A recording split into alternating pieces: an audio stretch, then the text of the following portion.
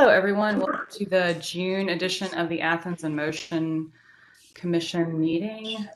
It's where we talk all exciting things related to micromobility in Athens-Clarke County, Georgia. So I have the agenda on the screen. Can y'all see it? Yes. All right. Great. So this is our agenda. I did add something what was originally there, which was Sycamore Drive under the chair update. And then, yeah, any other additions, modifications to the agenda? There being none, I will entertain a motion to approve the agenda. I make a motion to approve. Second. Thank y'all. All those in favor, please say aye. Aye. Aye. Aye. Any opposed, same sign. Right. It was a little late getting the agenda out this time. Sorry about that to the public. Did we have any public comments, Daniel? No, we did not. All right, moving on to the minutes prepared. Jay.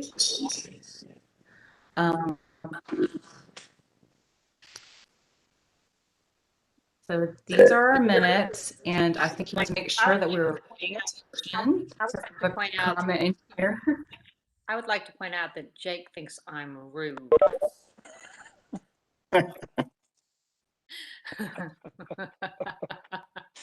Well, we know that's not true, so I'm going to suggest that we strike that item D under section 9.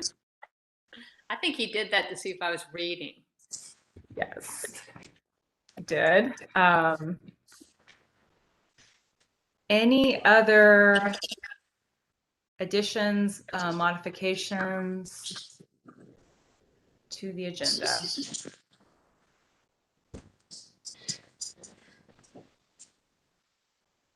All right. I will go ahead and make a motion that the agenda of the minutes. I will go ahead and make a motion to approve the agenda with the correction of the removal of item 9, section D, because that's so not true. So we have a motion. Teresa seconds. All those in favor, please say aye. Aye. Aye. Any opposed, same sign. All right. Thanks, Jake, for the minutes. I don't think he's here yet. All right, moving on. Turning it over to Ronnie for Hawthorne Avenue, Oglethorpe intersection. Y'all will remember that Ronnie presented these improvements to us last week, and today we're going to get an update and we will vote in approval. Is that right, Ronnie? That is correct. And alongside with me today, we have Eric Hammerland. He's the design engineer on this project. So we are here to answer any questions. I know we had some questions. One of those was, can we implement a no right turn on red? The other one was a question regarding the hatched area on the northeast corner. I'm going to go ahead and share a new map. Now, this is the same plan. Nothing have changed except the background aerial image is on that. So there was a question about this area here, if you can see my cursor, and can we push the curb forward? We're ready to answer why not. And if there's any other questions that we need to discuss beside the comments that were discussed last week, please move forward. So I'll open the floor for questions and discussions, and I welcome Eric to answer. Yeah, Ronnie, in the lower right corner, there's that painted stripe area. Is that because you're narrowing the turning radius? We are not relocating, or we're maintaining the existing curb location, and this area is needed for the turn movement for design vehicles, including I believe is it a large vehicle? Is it? The Eric Hey, help me out Ronnie. here. Yes. Yeah, sure. This is Eric. Hello, everyone. Yeah, initially we had pulled that curb out so that there wasn't any hatching. But when my engineers ran turning movements on all of those corners, we found that even the smaller trucks had a tendency to ride up over the curb line. And so they pulled it back, and that's really to help protect the pedestrians at the corner. You can see directly across the intersection, that is a similar tight radius, but that one's a little more problematic. If we were to try to pull it back, then we're into the drugstore parking area and we're looking at all sorts of utility relocations. So we did end up leaving that one as is, but that one with the hatching, we did pull it back in order to help protect pedestrians. And we recognize that it's a little bit longer crossing for pedestrians, but felt like it was just a little more important to try to help protect anybody who was standing there on the corner. Thank you, Eric. Thank you.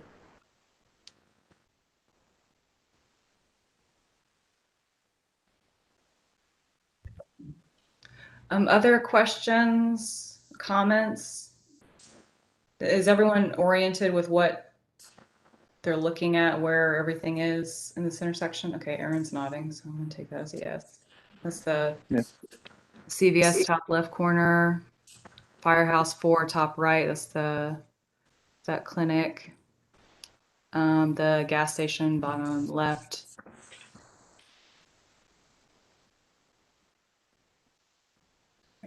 So, Ronnie, when you're looking for an approval, are you looking for like a concept approval? What specifically are we voting on today? Sure. So this is the preliminary engineering and design phase. Mayor and Commission will be reviewing this layout as a preliminary engineering and design, meaning it's an advanced design. The next phase would be final design and bid award. So Mayor and Commission and Athens in Motion will not have a chance to review or comment on the plans moving into that phase, which is the bid award. That includes advertising and securing a contractor to do the work. So this is, like I said, this is preliminary engineering and design phase approval. Mayor and Commission look for Athens in Motion's recommendation, and the fact that you guys have reviewed this, asked questions, and inquired about any additional or changes, improvements to what is proposed today in front of you.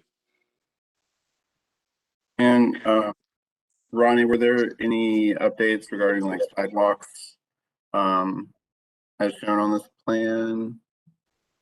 So currently we have shown 5-foot sidewalk in the almost every leg. If we are impacting some of the sidewalk, we're upgrading the sidewalk altogether. There is potentially areas to save some money and not replace the sidewalk because there is sidewalk out there. But we want to make sure that to be identified in the field and in the final design phase of this project. The intersection itself, the sidewalk, we may implement an 8-foot wide sidewalk that goes from the back of curb all the way to the proposed sidewalk as you see it. These changes usually are addressed in the final design. So that's one thing we're looking at considering in this intersection.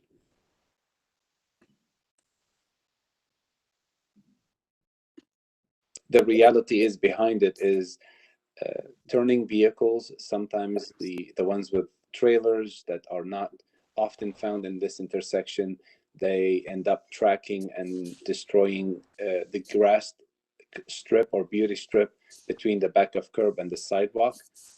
And it also provides additional storage area for pedestrians when needed within the intersection. And I'm talking about, within 20 to 50 feet of the intersection in a way that is aesthetic and consistent with what's in the intersection today. Yeah, I would say if we can save money and move it towards another project, if we already have sidewalk, there's not really much need personally to rip it up and replace it. Definitely.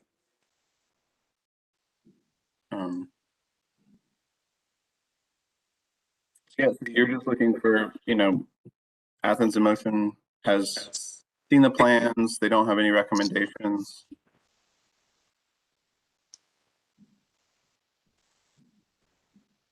And then vote on that. So do you need a motion, Daniel? Yeah, well, I guess Ronnie, is that kind of the motion that you're looking for? Yes, I've reviewed the plans and approved it to move forward into final design. So, yes, Teresa. I'm happy to make that motion. We have reviewed and we've discussed, and given the situation, I think Athens in Motion should go ahead and give it our seal of approval. Anyone want to Right, second that? Oh, go ahead. Just to remind folks who are watching, the primary impetus for this intersection redesign is to reduce automobile collisions that have become prolific through this intersection. Correct, Ronnie? Yes. Okay. I While will, there are, go ahead, Aaron. I will add that the removal of the slip lanes in at least one part of this intersection, I believe, makes it safer for pedestrians as well. Yeah, I was gonna say that. Yeah. And last time we talked about there's now going to be a turn lane into the Y, which there wasn't before, just two double lanes. So that's definitely a safety improvement that I am tremendously excited about, though I no longer live over this way. All right, so we have a motion on the floor from Teresa. Can I get a second? I'll second it.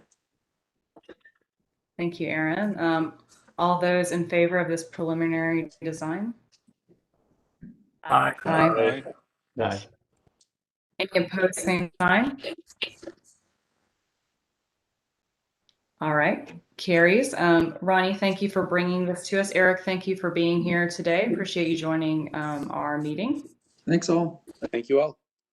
All right. Thanks. Moving right along with some general staff updates. Todd, got anything exciting? Not super exciting, but they've continued to put concrete down on Firefly Phase 2.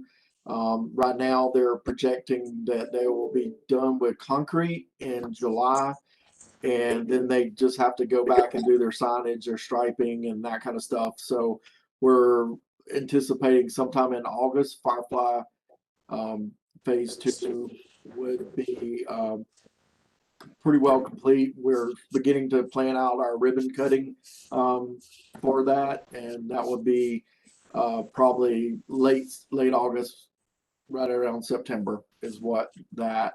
And then the greenway through the cemetery, they're supposed to be getting us our final numbers and design where they were, going under that bridge in the cemetery, and so we should see some construction probably next month beginning on that. And then today we met with Eric and Derek on the Cars Creek Greenway segment, just looking at layout, and we chose to look at an alternate layout which pushes the trail away from the creek.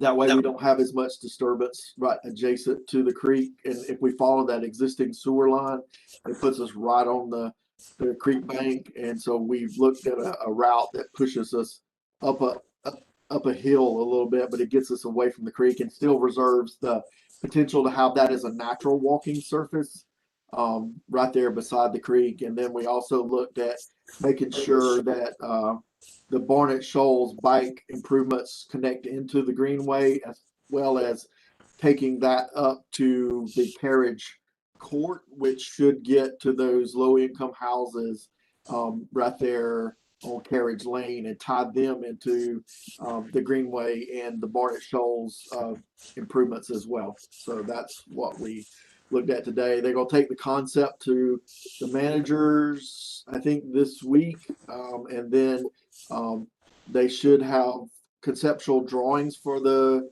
Carrs Creek Greenway in July, and then I believe we're taking them to mayor and commission for review and approval in August is what the plan for that is. So it'll be the conceptual design. So Todd, can I ask you about the Trail Creek trestle and where we are with that? Because I know that they had cleared out a lot of trees and they had stabilized the ground for some cranes. Is that right?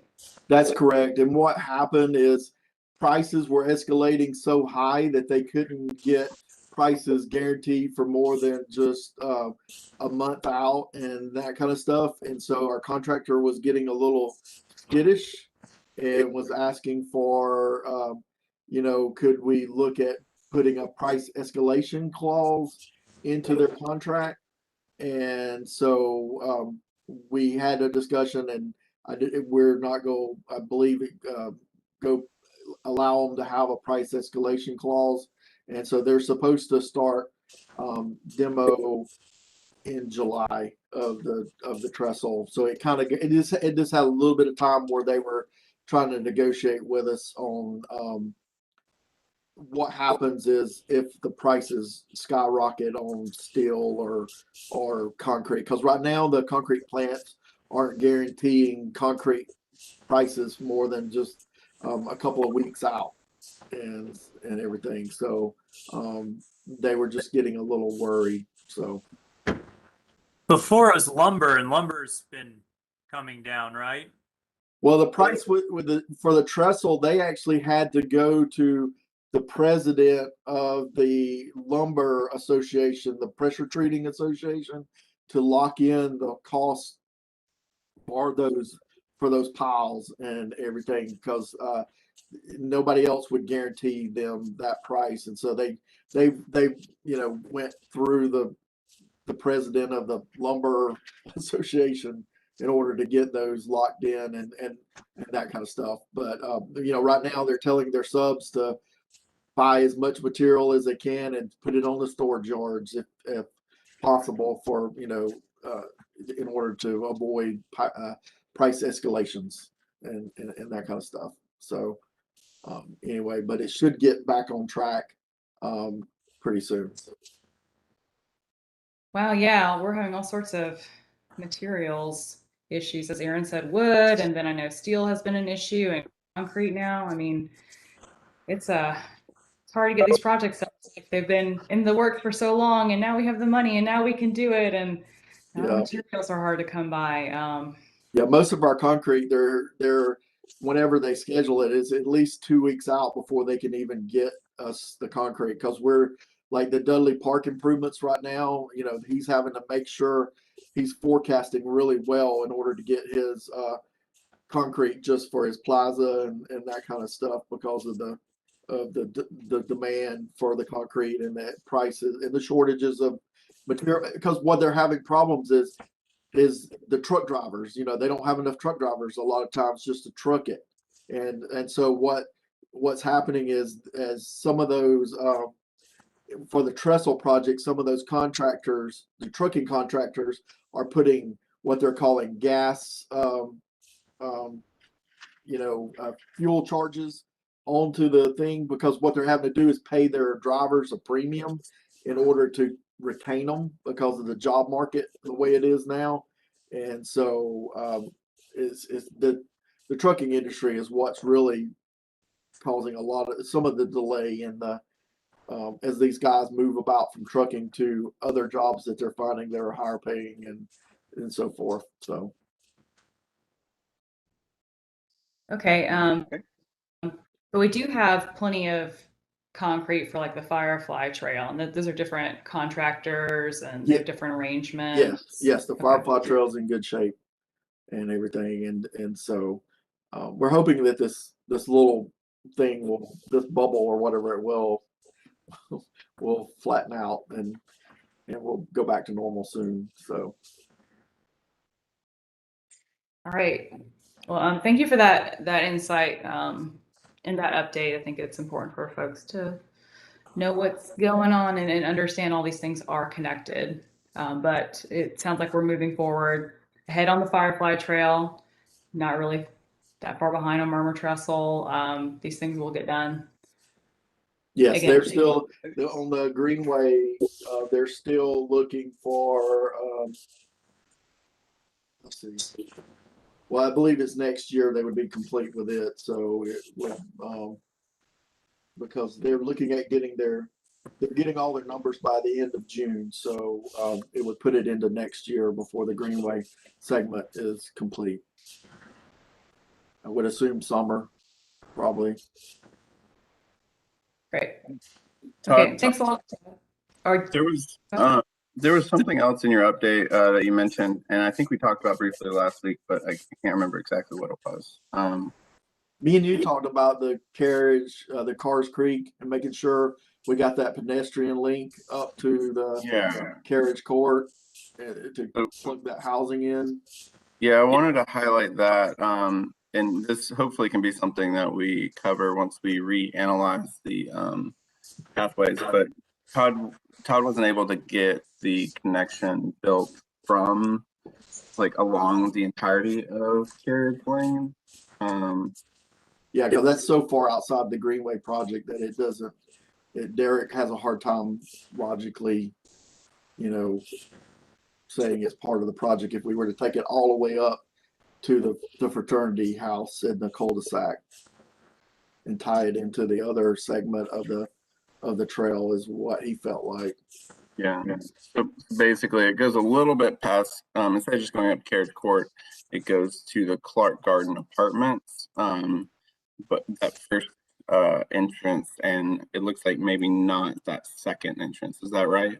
Yeah, it just goes to Carriage Court, which is that it's like it stops at Carriage Court. It doesn't go to the apartments beyond that. No, it just stops at Carriage Court, and the people will have to use Carriage Court to access it, or walk down the little bit of Carriage Lane. Is all that we have gotten so far. Okay. That's all. Okay. Thanks. All right, thank you, Todd. All right. Next on the agenda, a little bit of an overview of Barber Street and where we are with that project and some of our next steps there. Should I kick it off? Yeah, go ahead. Yeah.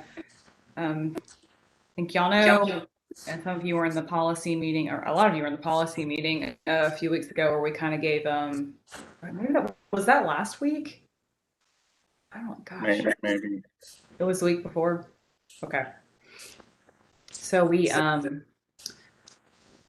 presented at the Mayor and Commission work session on Barber Street. We had a great discussion with our commissioners, and Tool was there and staff was there. And the segment that some commissioners are most maybe unsatisfied with, is a way to put it, is from Boulevard to Prince Avenue. They want to see something besides traffic calming. So we are going to have another special called session to talk about some other options that we can potentially choose to offer up to the mayor and commission. And yeah, I guess I'll kick it over to Daniel and Stephen on that. Stephen, you said that we may have tool and you guys may come back with quite a few other options, and then that the Athens in Motion Commission may also come up with stuff that's not part of these options to discuss. Does that sound right? Right. I think that Tool will come back with probably the 4 or 5 options that we specifically asked them on. But I wanted to make sure that y'all knew these were not the only things that could be done, and we wanted to, and really, Mayor and Commission asked that you all kind of discuss all possibilities and bring back your determinations back to them.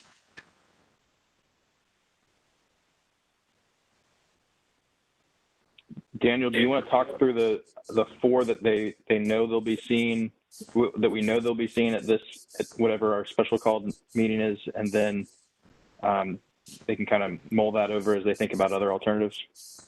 Yeah, absolutely. I'm trying to pull that up right now. So essentially, what we kind of talked about was, in terms of like discussing the different options, was there's kind of on street, there's everything within, there's parking and then there's not parking, right? So there's like removing the parking or keeping the parking, as far as the options go. The multi-use 10-foot wide multi-use path. Hey, Aaron, I think I'm getting some feedback from you. The 10-foot wide multi-use path is able to be done with minimal disturbances outside of the right of way. I think there's going to be some disturbances there, but with our current design, so that design wouldn't change with or without the on-street parking. What freeing up the on-street parking does is it allows us to get a 12-foot wide path. So they're going to be exploring that. One of the big things was, in order for us to really say what the impact would be in terms of cost and also impact to right of way, which those are kind of linked together, is that we would need to have a survey done. So we want to go ahead and move forward on that. Since no matter what, we're going to need a survey, and it would help refine those costs down a bit before they make their decision. There's also the on-street, the separated two-way cycle facility. If we weren't able to get that with the sidewalks, but we could potentially get it without. So there's going to be an alternative for that, I believe. And then I think we talked about a two-way, like a one-way separated facility, delineated bike lanes on that roadway, which would entail taking out the parking. And some of these, though, for instance, the two-way separated bike lanes would likely need to split that barrier because we do. Daniel, we're losing your audio a bit. You got kind of muted there after. Give me just a second.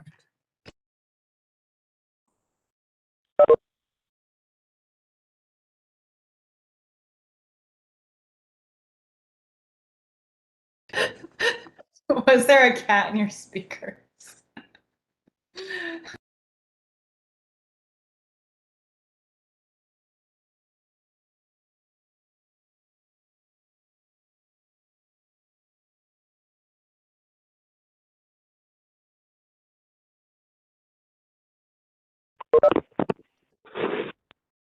Okay, can y'all hear me okay?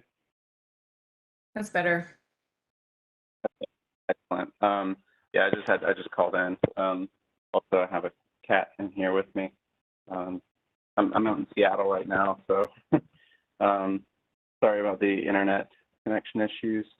I think I'm just connected to the wrong one probably. But yeah, I guess so. What I was talking about was there's the potential for a two-way bike lane, but we really would like to make sure that we're not just dead-ending an infrastructure into an intersection. We want to make sure it's tied in completely. So we would likely want to split that out and go into one-directional bike lanes, I think, on Barber Street around Barrow, And trying to, I couldn't find that full list that we had. Oh, here it is. Okay. So that was a 10-foot. We've got a 12-foot.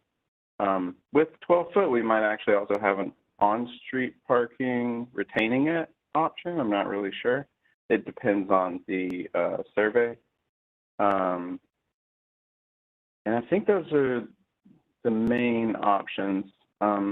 Ultimately, what is in common with all of them, and this is kind of what we were trying to get across to Mayor and Commission, is that those safety improvements that we show as the kind of the Sharrow option, as it's been dubbed, even though the Sharrows are not the most important aspect there. You know, a lot of it is like all of these different types of safety improvements would need to happen no matter what the infrastructure type is. And that's what we were trying to push for, is we can establish later on what our safety improvements are. But if they want to see those options now, we can do that. We might also try to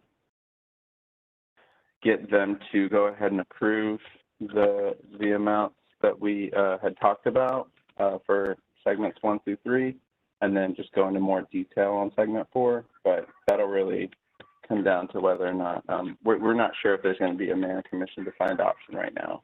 So I think that covers it. Okay. Thank you for that.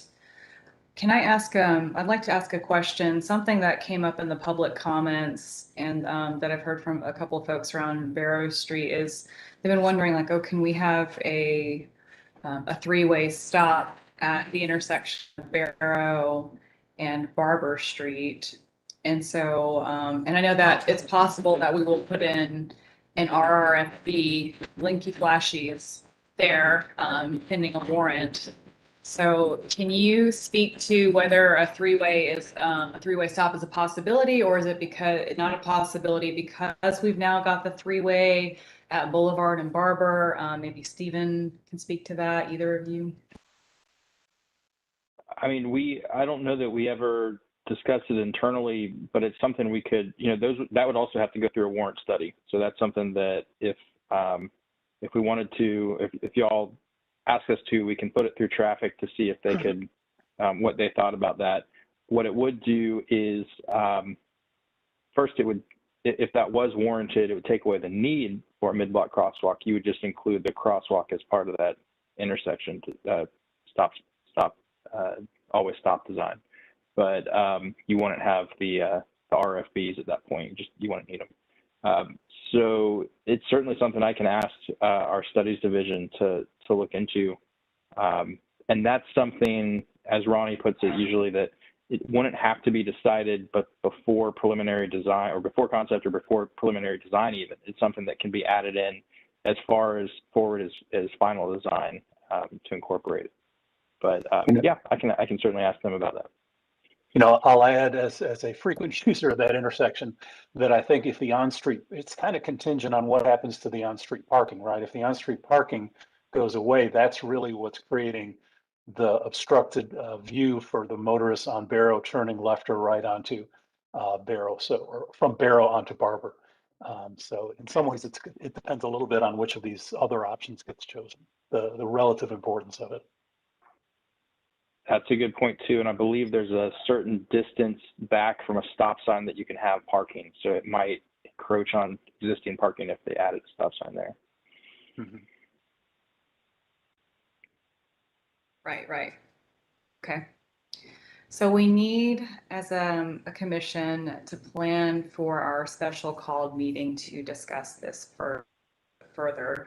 So will everyone pull out your calendars, because we're going to throw out some dates.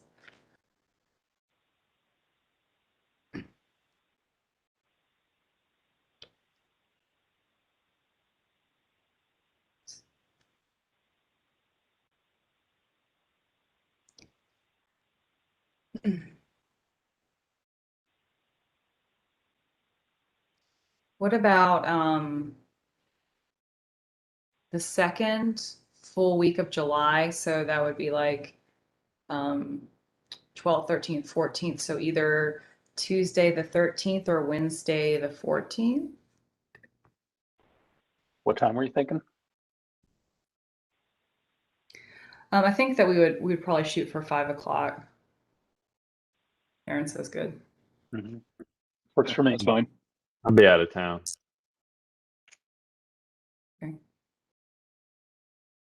From a staff perspective, we would probably request that Tuesday over the Wednesday. The Wednesday is our very first stormwater advisory committee. So we are doing that at 5 o'clock that day. Okay. And So, that is a work session on Tuesday. Are we gonna need? Not July. They're not meeting that month.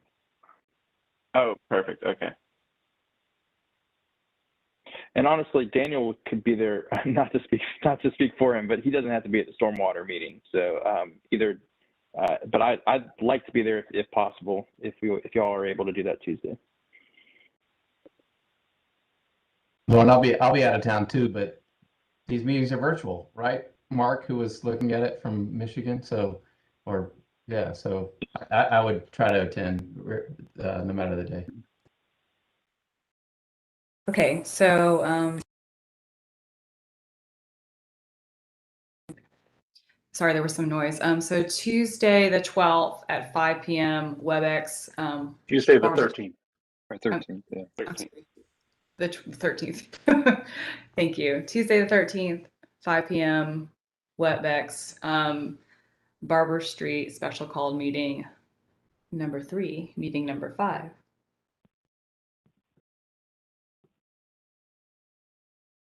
And I will. yeah, so are we send thinking that now. an hour, 90 minutes?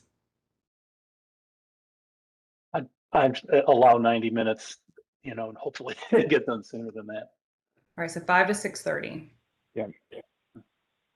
All right, everyone, mark your calendars.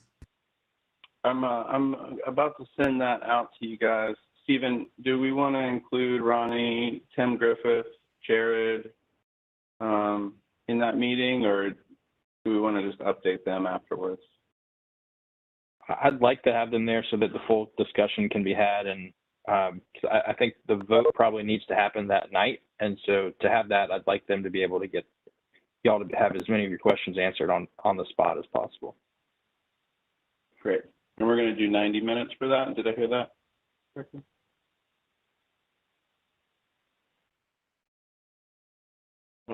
Lauren? Yes. Is 90 minutes what you wanted to do for that? Yes. Yes. I'm sorry. I was nodding my head. Oh, sorry. I have my calendar covering that window. Sure. All right. Sending that out, and it can be forwarded on to whoever. But it went out to the listserv and a few extras. Wonderful. All right. Well, I look forward to talking with y'all about this. And I think that our infrastructure, takes conversations and plannings and multiple points of view. So I'm sure we will come up with, I'm sure we'll have a discussion about all options. All right. Anything else about Barber Street before we move to the next item? Wonderful. Next on the agenda, T-Splost. Oh, sorry. Just one. You mentioned the flagpole article and the update. We put together a response, and our public information office sent that out to flagpole, just kind of a response. And I'm not sure if they will do anything with that, but we have sent that out. So it basically is saying, keep in mind that, and that response did focus more around the Prince Avenue extent of the projects, but just kind of keep in mind that this is all preliminary and we still haven't gotten to the public. And so hopefully that gets clarified. Thanks, and thanks for working with our with the Public Information Office to get that out of the flagpole. And yeah, I do appreciate the coverage of all of our exciting bike ped infrastructure stuff happening. All right, so next is T-Splost 2023, which I guess is going to actually be T-Splost 2022 because we'll start collections earlier than 2023.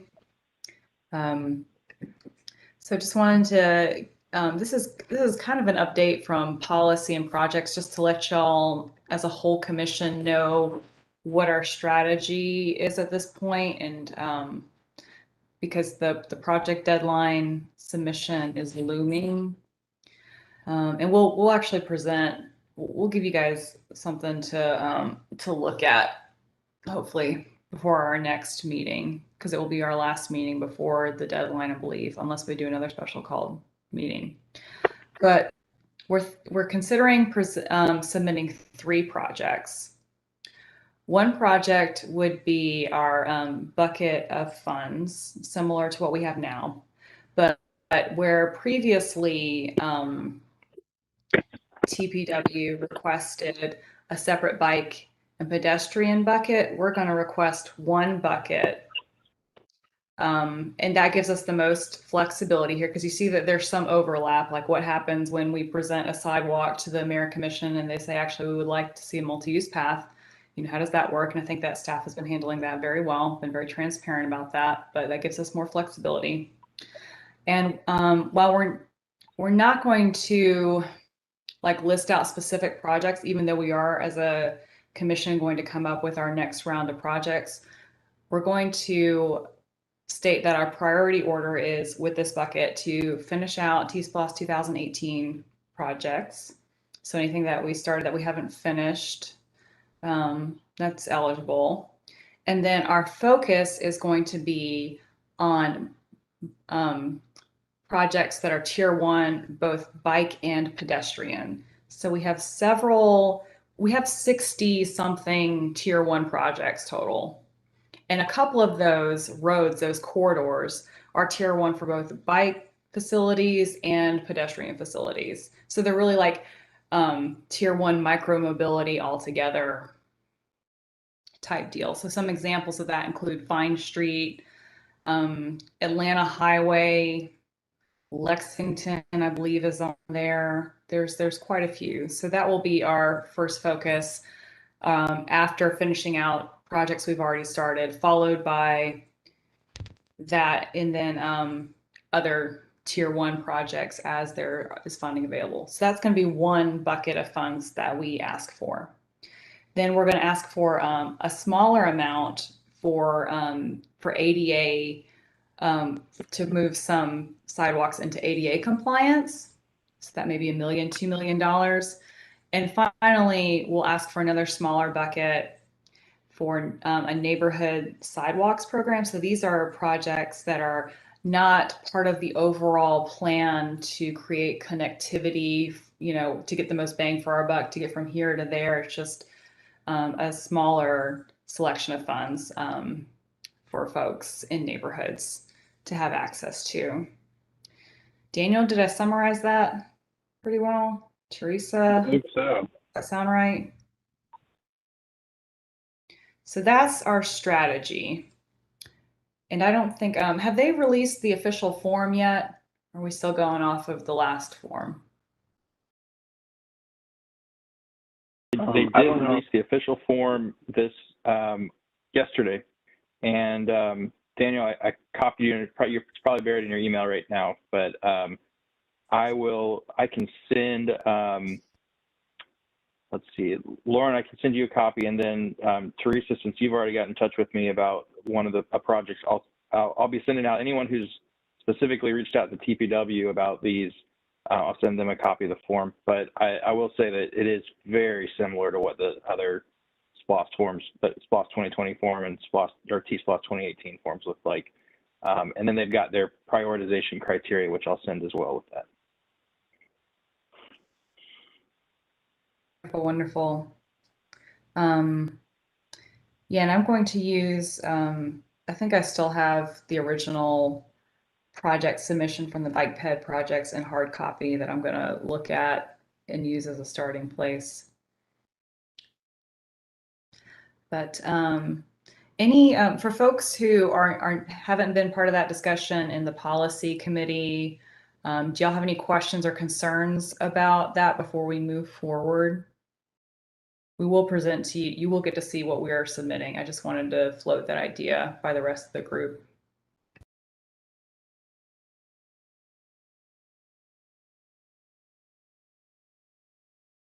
All right, keeping you guys in the loop. Awesome. Yes, and then next, Craig is going to give us an update on the neighborhood traffic management program. He's been diving deep into that and is going to keep us abreast. So Craig, thank you for offering to do that. Well, diving deep may be a little bit of a ambitious statement about what I've been doing, but well, I'm beginning to dissect the new proposal. Before I begin that, just since I have the floor, I was in the car the other day and I heard a wonderful Queen song, you know, I Want to Ride My Bicycle, that I feel like we should start off every single of our AIM Commission meetings as part of our theme. I was like, this is the perfect song for what we're trying to do. So if y'all ever need a little inspiration about what we're trying to do, pull it up on Spotify or whatever. It's very appropriate. I think we had a missed opportunity. We could have like had a sort of splash screen and a song that fades in and then fades out. This is how we begin our meetings, you know, or it could be just going as we're coming into the meeting, you know, just something like that. But yeah, now we're just gonna have to do an intro video with us all like rolling up or walking up on some motor. Taking it to another level. I love it. Yeah. The NTMP program, Neighborhood Traffic Management Program, is something that I was introduced to because so it's because of this committee that I got involved with this, of course. And I want to share my screen if I may. Let's see, here we go. This one. All right, so this is our original book right here, right? This is our, what do you call it? Yeah, our book, the study that was presented to us before, as we began. And I was just sort of looking at these colors, schemes, trying to figure out what was going on. And I noticed right here, I'll zoom in a little bit. You see all this green right in this section right here in Normaltown, but there's a couple of blue streets. Some are expected, and then there's this blue right here, and that's Sunset, and that's the street that I live on. And so I said, well, why should Sunset be blue, you know, while all the other neighborhood streets are green? And so I kind of started to get information and talk to other neighbors and find out what their thoughts were about Sunset being blue, and that's a level 2 instead of a 1, in terms of traffic, speed, that sort of thing.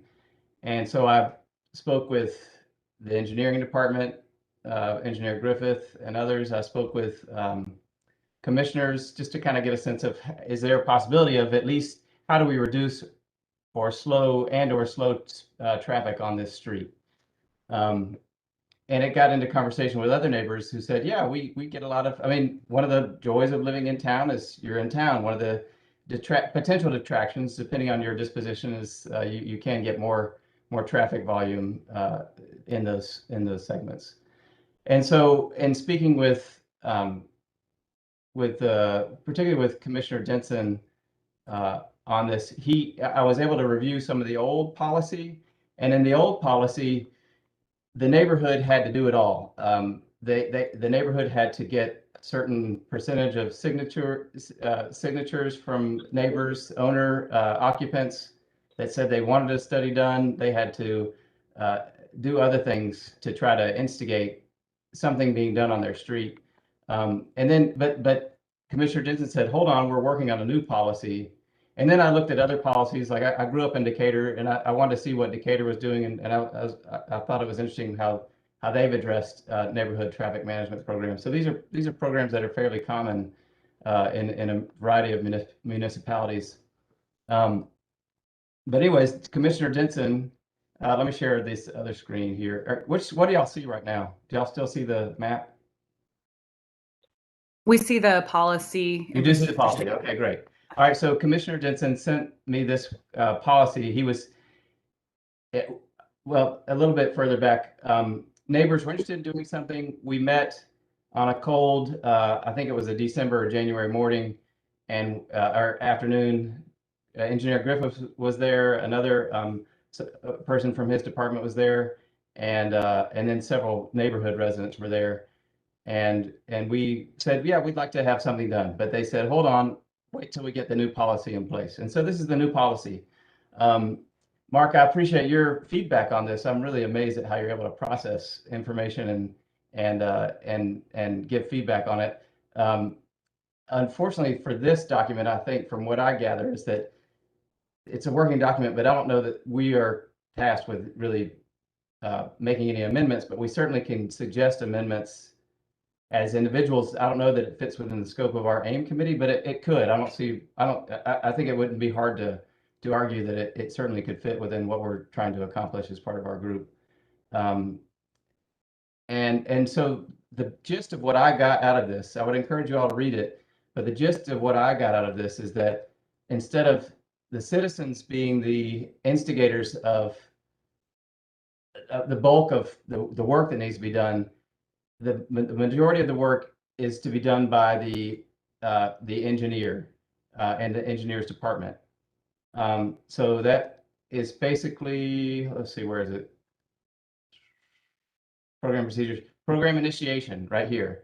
This is kind of the key portion. And so this is something that I think we can share with other residents, just as they may be concerned about how traffic is proceeding through their neighborhoods.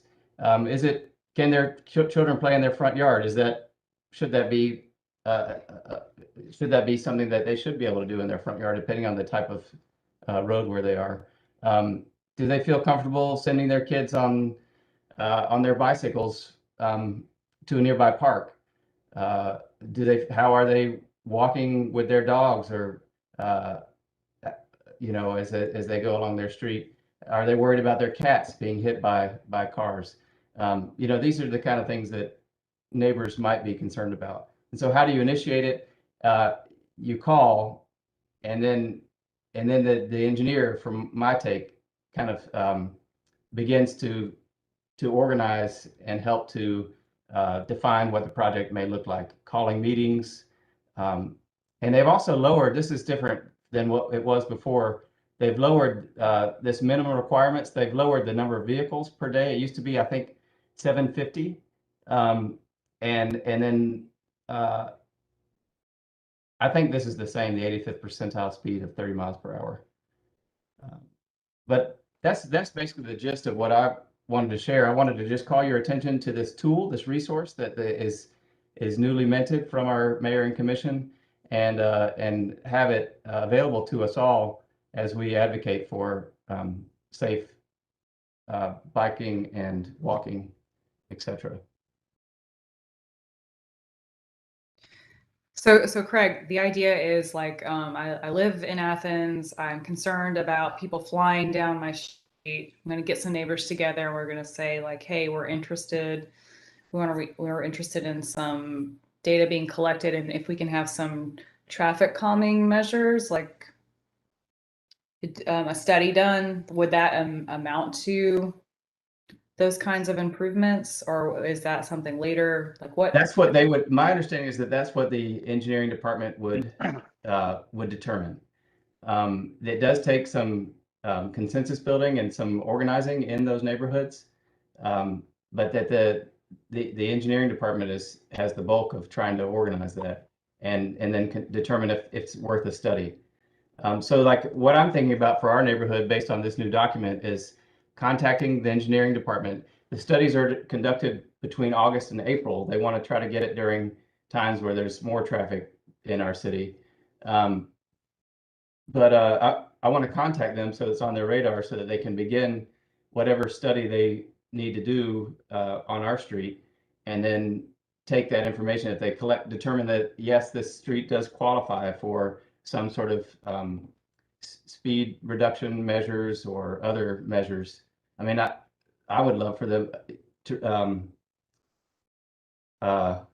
shoot, I'm forgetting her name now. Isn't that terrible? Who was Daniel before? That's terrible. Hillary. I work Hillary. in with dementia residents, so I say it's contagious. So it's like to just forget things like that. But Okay.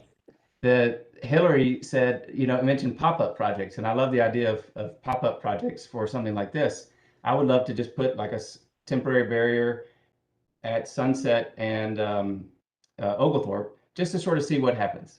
Because when we've had trees that have fallen on that street, the amount of traffic has reduced significantly. And there's different schools of thought too in terms of traffic flow. Engineer Griffith said he likes cut-through streets because it helps to reduce traffic on other more significant arteries in communities. Well, he may not live on one of those streets as a cut-through. So it's kind of that give and take kind of thing. So Yeah, if it's spread evenly throughout that network, like all those green streets, then that's Right. good. If it's focused on one street, like Sunset ends up getting a ton of it. as does Edwards. Far more than its share. That Pulaski gets more than its share of it. Yeah. So there's good and bad. But I did have a question about the percentages. So it's a super majority is needed of neighbors, and is it a super majority like 65% of everybody who lives there who's on the census or on the rolls, or is it 65% of those who respond?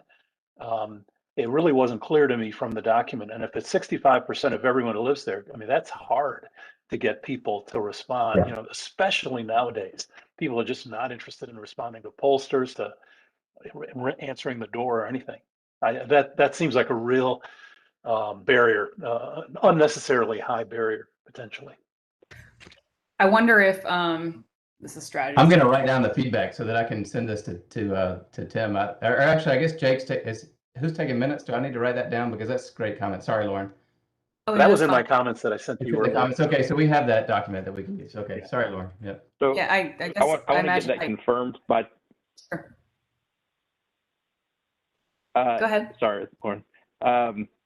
I think it's still good to get a confirmation from Tim, but what I believe is that if you don't respond, that's considered an assent to the request. So it would be an automatic yes unless you respond no. Okay, great. Thank you. So an opt-out so an opt-in kind of policy. Right. Yeah. Okay, thanks. I also wanted to point out a few things with the update. One thing to consider is that right now there is SPLOST. It's actually SPLOST 2011 funds about $350,000 that is specifically earmarked for NTMP, which is great.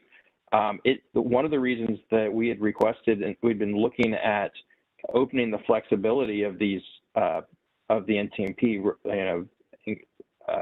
requirements was because really we hadn't, in the last couple of years, we really haven't had neighborhoods who met those strict requirements and who we saw could have used that funding, and that funding just sitting there unused.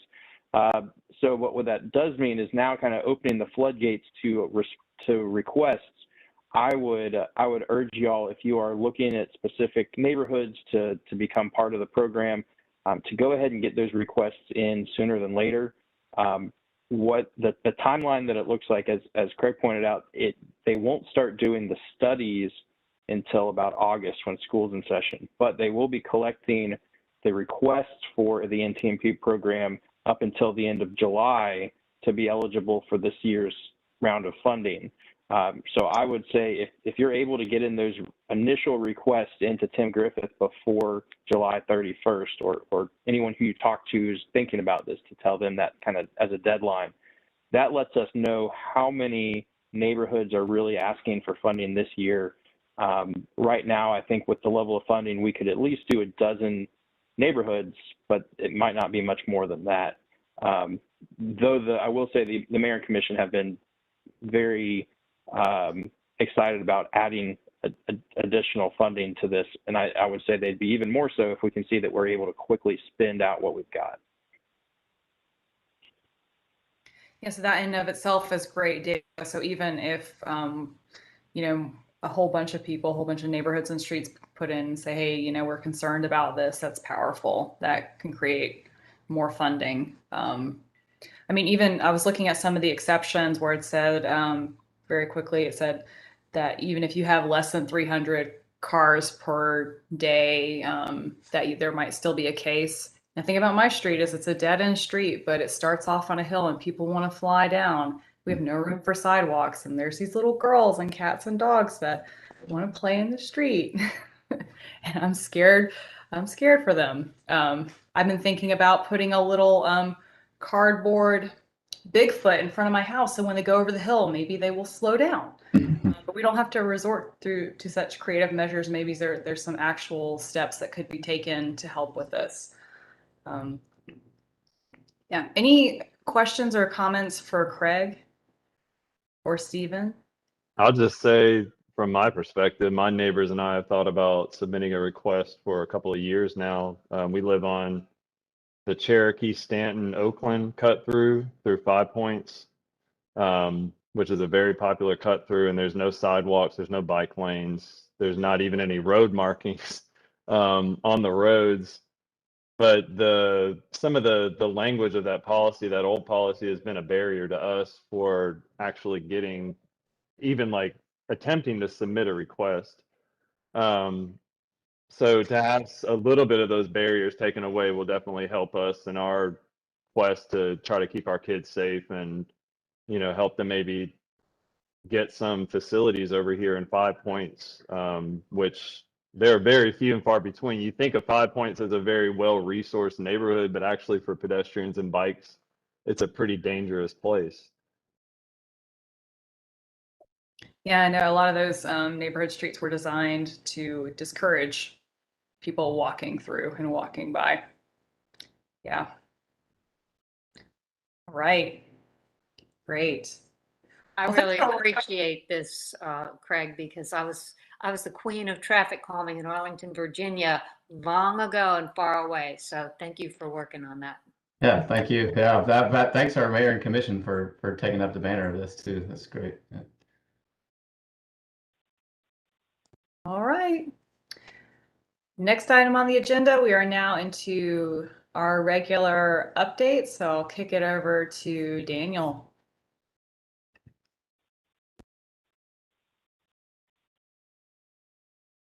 Thanks. All right. So we've got a few updates. So I'm working with an intern to improve our data collection for social trails. I'm interested in maybe some ideas or potentially working with you guys. Essentially, we have our sidewalk data layer. She's also inputting our newest project since 2018 in that, so that we have the most up-to-date layer for sidewalk. And this would be essentially trying to identify where some of the social trails are. Some people call them deer paths or goat paths, basically just along the roadway where people are walking either in or on the roadway. It's kind of harder to identify when they're on the roadway. Obviously, there's no trace remnants of that. But if you guys have locations that you know of, if you could send me an email just talking about where those are, we could potentially start adding those paths in.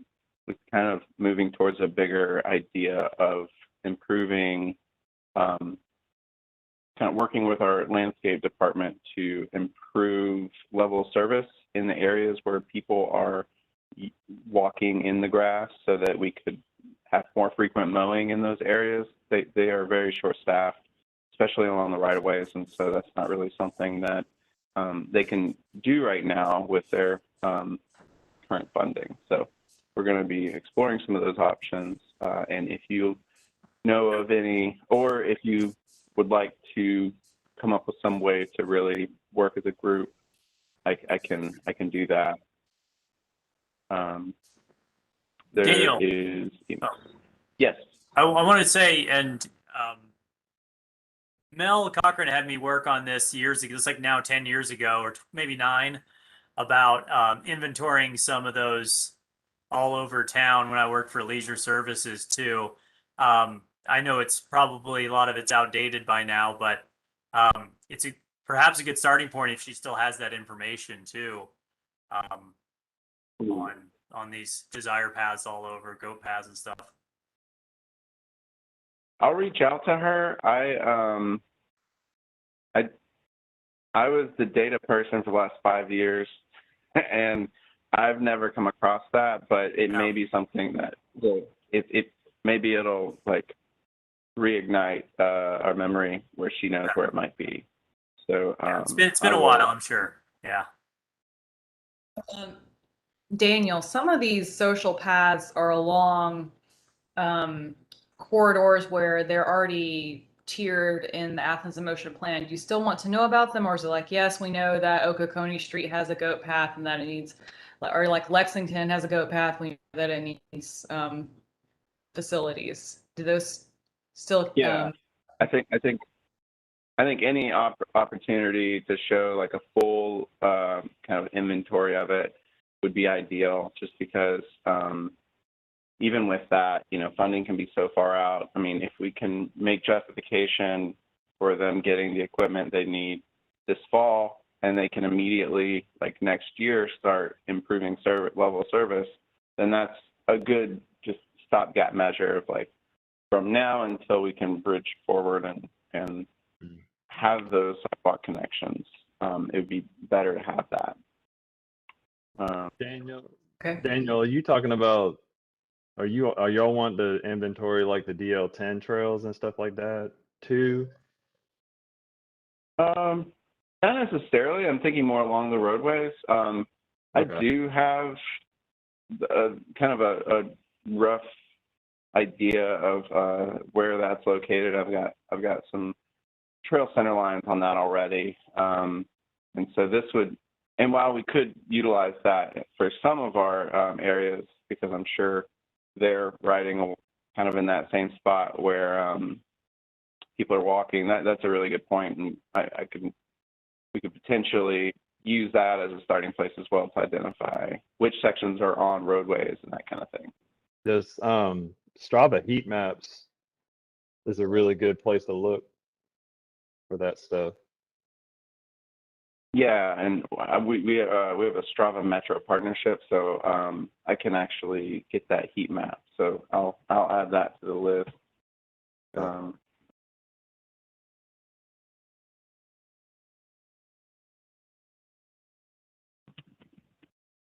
All right. We talked about Barber Street. We talked about T-Splost. We're working on the build grant. This is for North Avenue. I believe I reached out.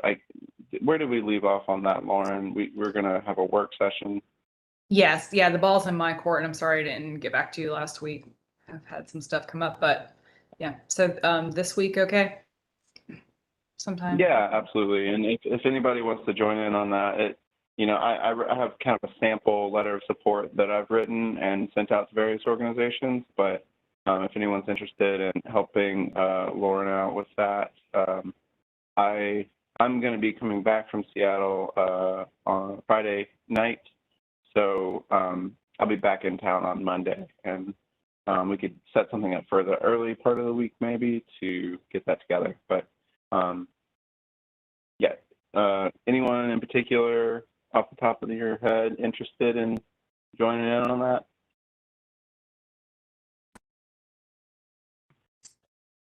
Yeah, I forgot you were on vacation, Daniel, and that you're only here for us. Yeah. Well, thank you. Here for you guys always. Yeah, and just to give y'all some perspective, we have the letter from last year, and we'll probably use it as a springboard versus starting from scratch for what it's worth. I'm happy to kind of run with that. But so let me know if you're interested in joining in on a work session. Think about it. Besides that letter of support, we're basically, it's the same build grant that we've done the last couple of years. We're we're adding in more details on the sustainability and equitable access. If y'all have any recommendations on resources we could reference, or we have several that we've already talked about. I've met with sustainability, and we're going to be working on some of the language around that. But we're working with consultant to rewrite sections to bring the terminology up to date. And I was just wanting to use that opportunity to add in some details that would potentially, help out with our grant as it's written. And Mark and Jake, I might see if we could potentially, once we have kind of our written narrative, maybe run it through you guys to see what you think about what we've got. I might go ahead and I'll check in with the consultant to see where we're at on that, and I will. How long would it help to have? How long would it help to have to go over that?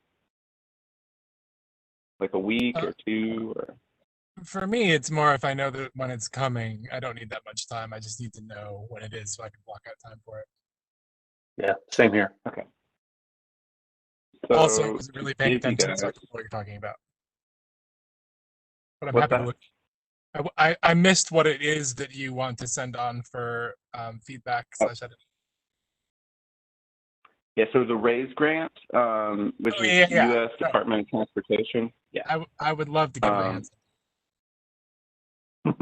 Excellent. Well, let's see. I'm trying to look through my meetings next week. I think we're gonna be talking about it on Monday, so I'll check in with our consultant to see when we're. Or Stephen, do you know when we're expecting to have that written or the updated application? I don't have a date on that. When is it due? The 12th. The 12th? Of July? Yeah. It's not great timing for me, but I still want to look at it.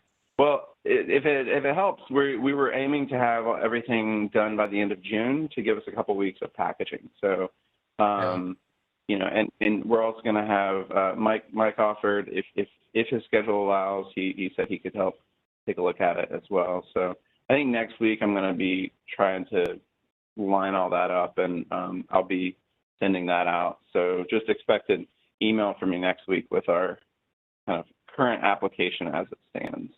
Okay. Okay, so just as a recap, because I realized I probably could have linked some materials to the agenda, so I'm sorry about that, you guys. This is for the project that would go from the North Avenue Bridge all the way up North Avenue to the Loop interchange itself. And it would include, does that include the Greenway underpass under the bridge along MLK? Yeah, to an extent. Let me share my screen real quick. Okay. Gotta make sure I can find it first. Okay.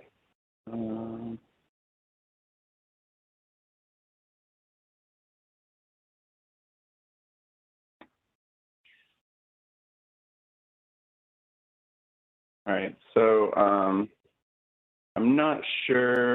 I'm going to close the sidebar because I don't know how up to date this is. There's some weird stuff with it as well, but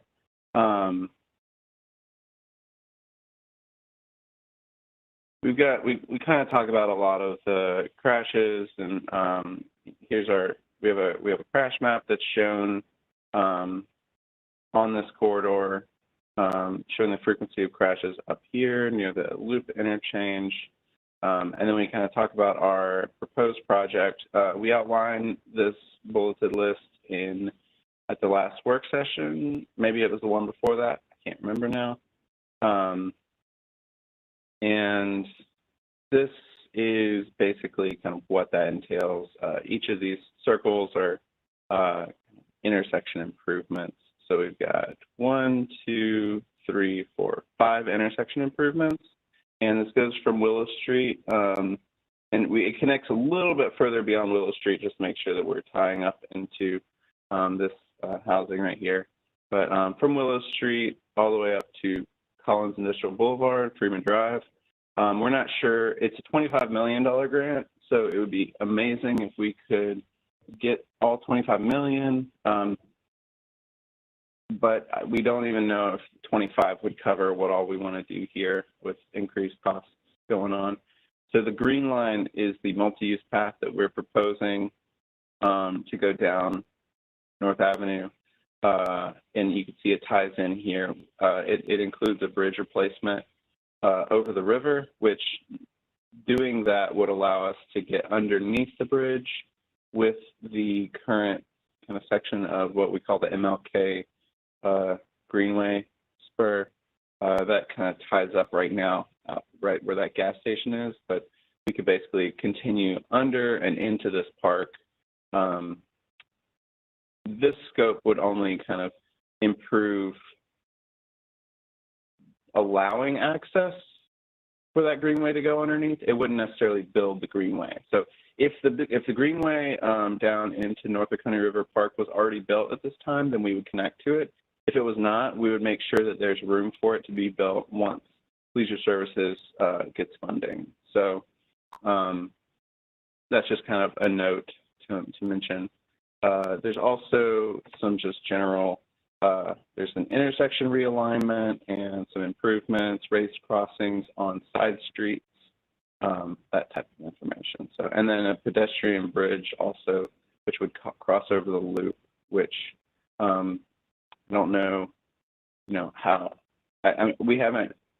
Once we get the funding, we will be able to prioritize and phase the project out to determine how much of this can be built out. So,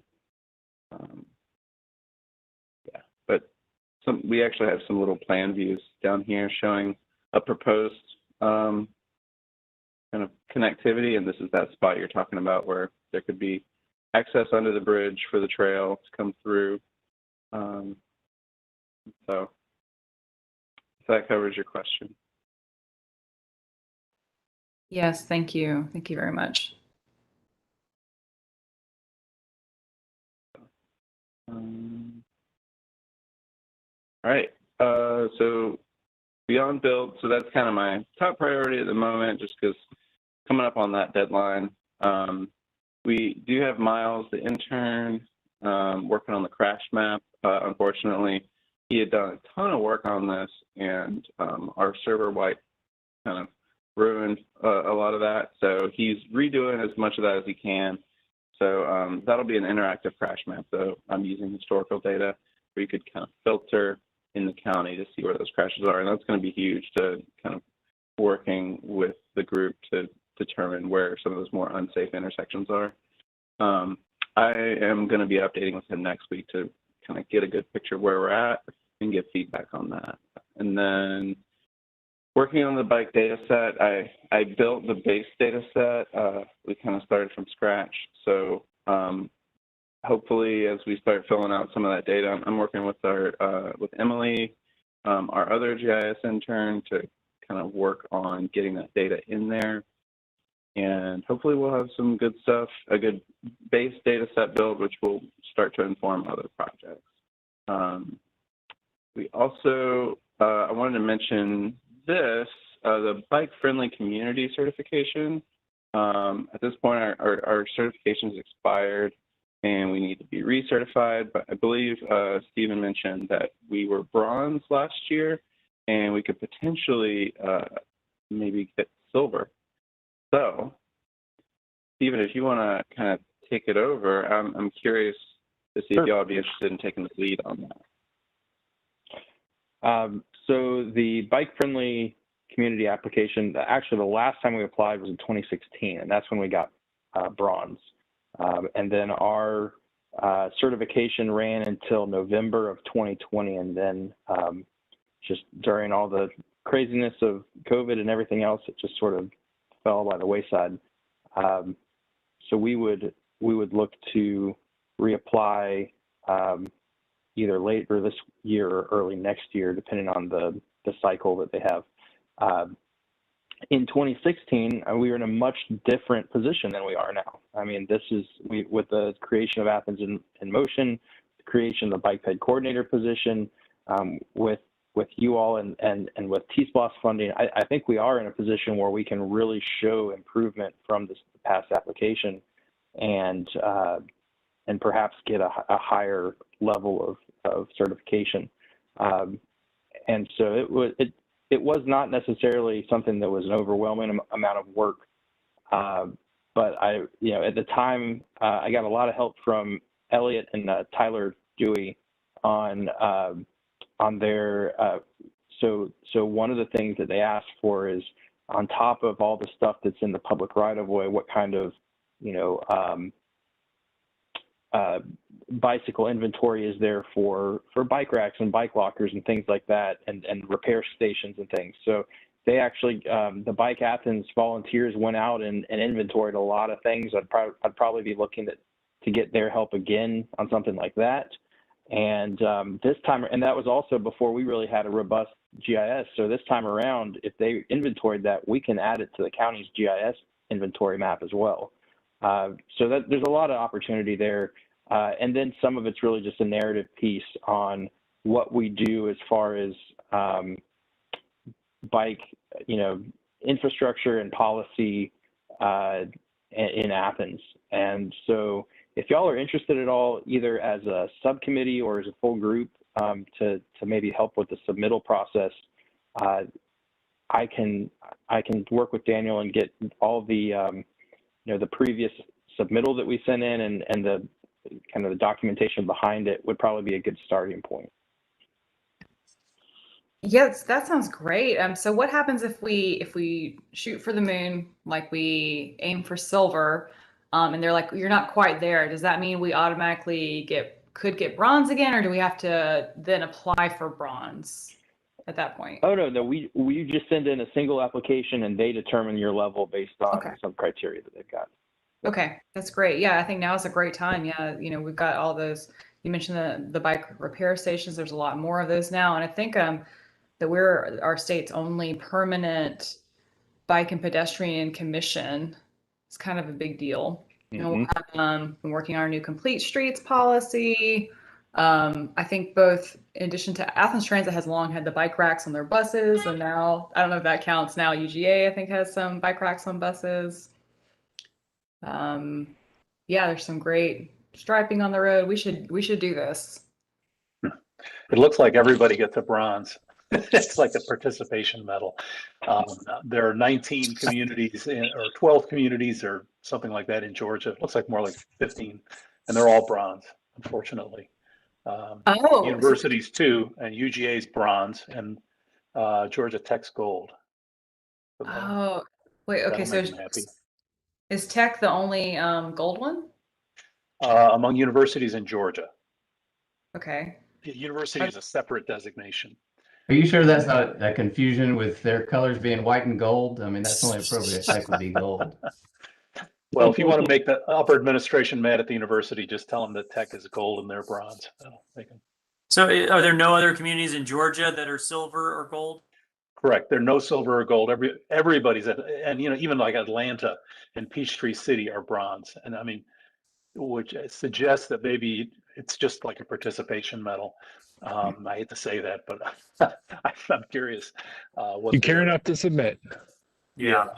But if we were the first silver in Georgia, that would be worth some publicity and positive, momentum. And I think that would be a good thing. I'm not saying don't do it. I support going for it, especially if we think we can get into, be the first city in Georgia to get, beyond a bronze.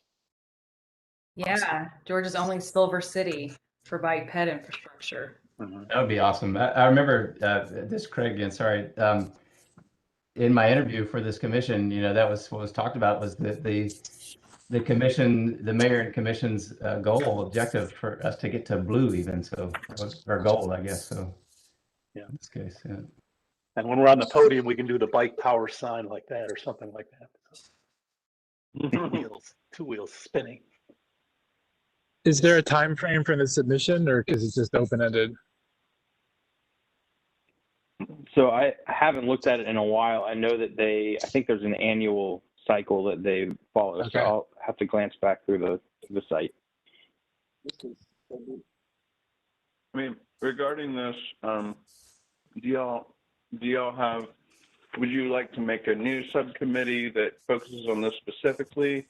It's kind of like an ad hoc subcommittee, or would you prefer one of the other subcommittees to take this on? I would propose a super committee made up of the Grants and Data Committee with the Communication and Education Committee.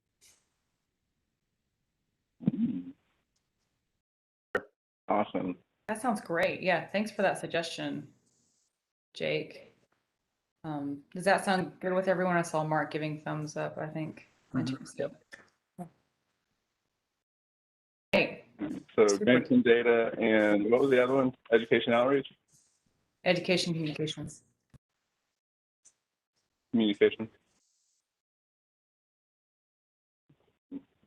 Okay, cool. I think that's the majority of what I wanted to talk about. I know that my update probably went a little long, but maybe I used up some of the Barber Street leftover. August 5th, 2021 is the deadline for returning applicants. Okay. Just so you know. Are we a returning applicant?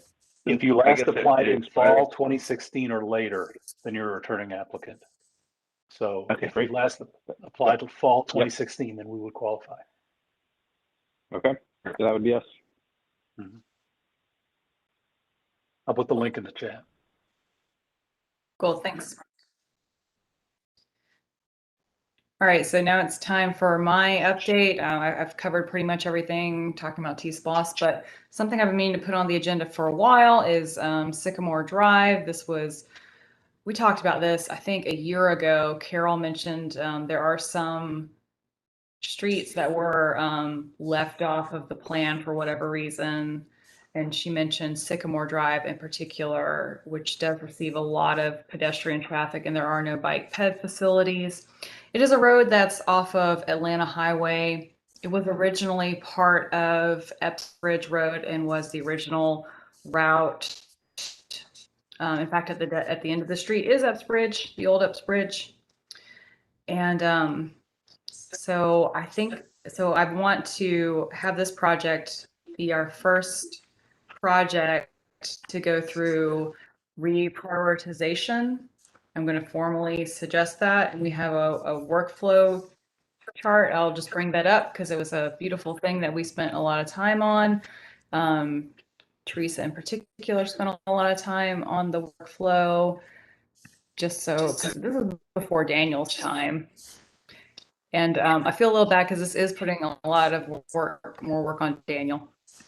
But I'm just going to go ahead and put it out there. Where did it go? There it is. So as an Athens Motion Commissioner, I can request a plan change, and that's what I'm doing, which now means that Daniel reviews the request for the plan change. And then we'll review the proposed plan changes. That's the workflow. And there's more details here.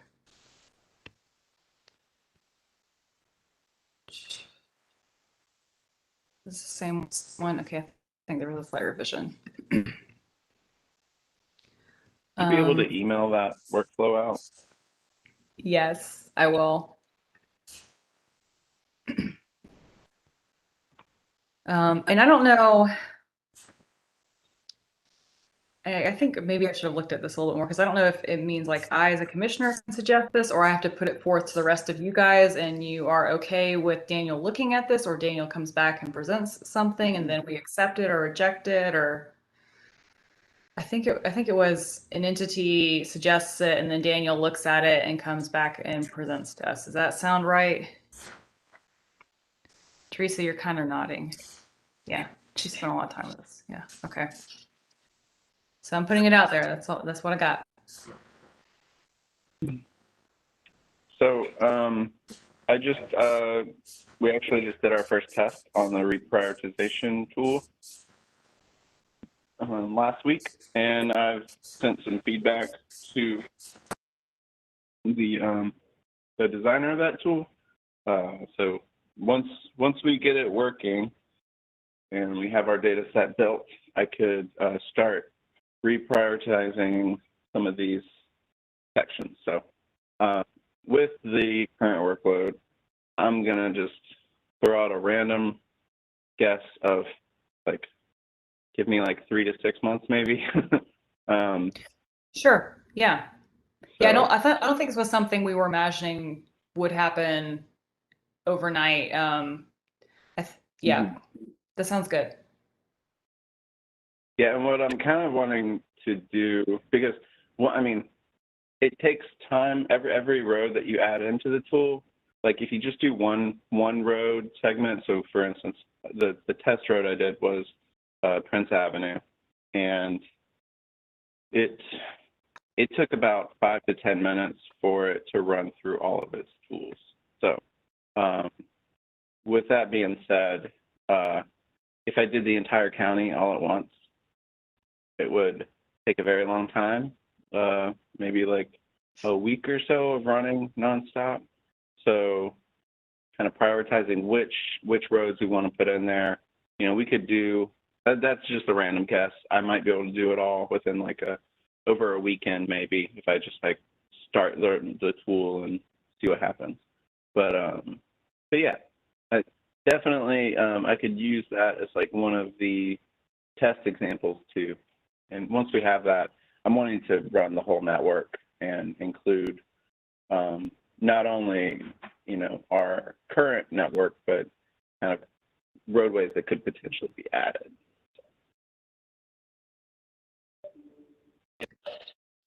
Cool. Yep, just trying to figure out where that would end up on our tiers. Thank you, Daniel. Absolutely. Finally, we are into our committees and commissions. And so Jake was wanting to have a social media strategy discussion, and I appreciate him bringing this up. So Jake, I have 10 minutes on the agenda for this. You ready? I guess so. I have 0 brain cells left.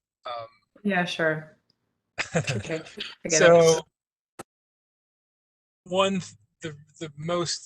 the reason that this is at all time pressure sensitive is that in our RRFB application for the rapidly reticulating forward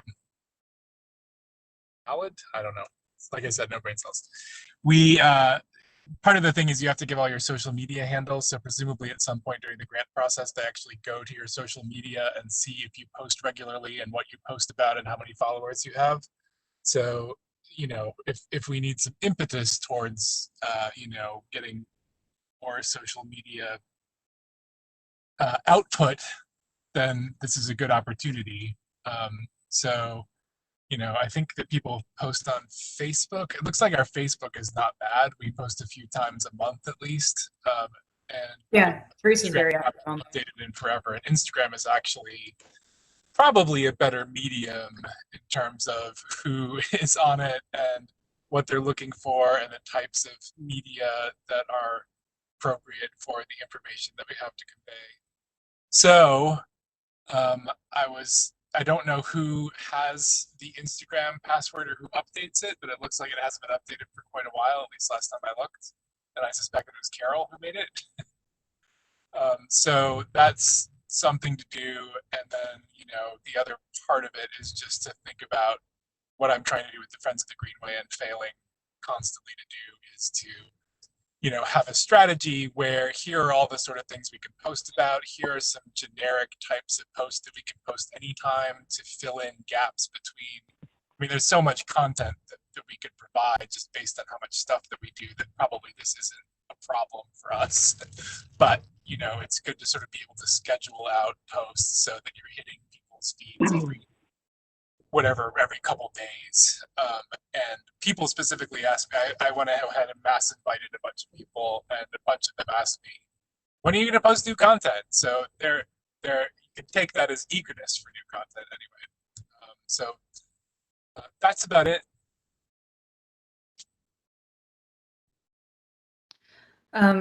Teresa, do you have access to the Insta account? I've been posting to Facebook, although recently I've had some life disruptions, and so I've been a little bit offline. But I did not even know I had an Instagram account, and therefore I can't put anything on Instagram on behalf of Athens in Motion.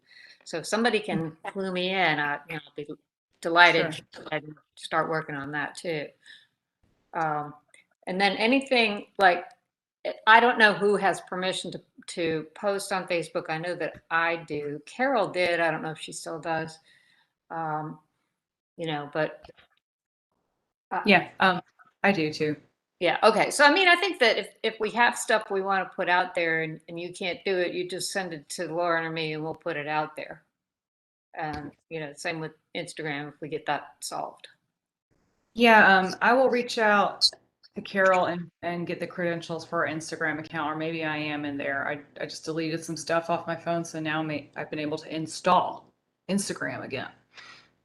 And Teresa, what do you think about, can I join you maybe on the next Education and Communications Committee, and anyone else who would like to chime in, and we can create this plan or some ideas of, what's an instant approval for submission or something like that? Would that be helpful? Yes, that would be good. We don't have a current meeting on any calendars, so we can go ahead and set that up if y'all would like to do that. Yeah, let's do that.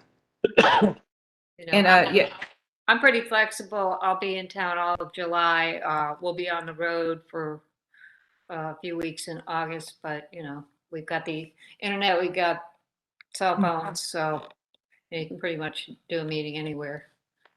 So, but I mean, does anybody have any particular time that's good or to avoid? I mean, I can meet anytime, really. If you want me, I can come, but it will have to be after July 12th. Okay, after July 12th. Okay. Then I'm pretty much open. Okay, after July 12th. The 13th, we have Barber. Could we, Teresa and Jake, could y'all meet before that meeting at 4 o'clock? What day of the week is that? It's Tuesday. Is that when you have Greenway? No, that should be the second Tuesday, not the third. So no, that'll work. Okay. Okay. We could meet at 4. Yes. Okay, so let's do that. Yeah. Daniel, how do we, does that mean we need a WebEx, and does that mean we need you there? I think it's okay for you guys to meet without having everything on live, unless you guys wanted it. I think the main thing is that the major subcommittees are shown, but these kind of one-off projects, I mean, we could, I guess that is one of the subcommittees. But yeah, it is a major subcommittee. Do you want to get back? Huh? What'd you say? Oh, sorry. Yeah, I said, yeah, maybe go ahead and loop me in on it. I can at least organize it, and I'll talk with our public information office. Okay. Yeah, so it'll be Tuesday, 13th, 4 p.m. And Roswell has been part of that. So if he can participate, that would be great. And then set a new person that was interested in working on some of the committees. We should definitely invite that person. Yeah. Is that Taylor Worley? Yes. Yeah. How did you know, Aaron? Oh, well, he talked to me where he's an MBA student and a friend of mine. So Cool. Yeah. Yeah, I wasn't sure it'd be like cool to mention his name in a public meeting, but yeah, so some of our articles have gotten traction. We've gotten some responses and recruiting some people. So that's a good thing, because we need all the help that we can get, and there's so much work to be done besides our regular meetings among us commissioners. So I think, yeah, Taylor will definitely be joining us for policy and projects from what I understand. And I will mention to him that this upcoming meeting and seeing if he's interested. But for now, education and communications will meet 4 p.m. on the 13th, right? Okay. Yeah. And Education and communication. Yeah. And we got to make sure Roswell's in there too. All right. I'm gonna add the Athens Motion Commission, and with this, so I guess as y'all get additional people who are not on, are the extra people going to be added into the listserv, or do I need to invite them on a case-by-case basis? I think the listserv is just for AIM commissioners. Is that okay with you guys? Yeah. And then, of course, CC people as appropriate. And then who could, can I get basically an export of the current address list that's in the Athens in Motion Commission listserv? Sure, I can do that. Thank you, Mark. Cool, excellent. All right, well, I will go ahead and send this. So just to verify, on Tuesday, July 13th, we're going to have a education and communication meeting from 4 to 5, and then from 5 to 6:30, we're going to have a special call session for the rest of the commissioners. And so for some, that'll be from 4 to 6:30, 2.5 hours. We're all good with that? Cool, perfect. I will send that out, and I will get some more information. Do I need to add any additional names to this particular one? Any of the individuals who are not on the commission but interested in joining the subcommittees? Not yet, but I might follow up with some names. Okay, great. Thank you for asking. I'll go ahead and send this out, and it'll. You just let me know if y'all forward it along, and Okay. it doesn't matter too much though if you miss it. All right. Jake, did that cover it for you? Yes, I'm satisfied. All right. Thank you for bringing that up. Appreciate that. And again, I do want to thank Teresa for all the time that she has put into maintaining our Facebook account and keeping it active. Thank you for keeping it up, Teresa. I'll be doing better soon, real soon. You're doing great. I'm in this walking college and I'm reading a lot of great material, so I have things I can share on there. Some stories related to complete streets and segregation and a lot of stuff. All right. So we have our regular corridor committee updates, and then our regular committees, our Athens Motion committees, and then our other commissions. And I think we'll be able to go through this pretty quickly, but I'll turn it over to Teresa, Atlanta Highway. Any updates? Yes, we had a meeting last Wednesday, 9 o'clock in the morning. I was in California, so it was 6 a.m. Seems to be a pattern with me. But the committee took an internal poll about which projects to go ahead and put forward. And it was based really on the responses that we got from the story map survey. And for the most popular projects, as I've mentioned before, were the pedestrian projects, specifically along Mitchell Bridge and Timothy Roads. And, there's not a huge amount of money that can be dispersed out of T-SPLOST 2018 Atlanta Highway, but it's enough to get some stuff started. And so that's what we're going to be putting forward to Mayor and Commission in the near future. And that's basically it from Atlanta Highway.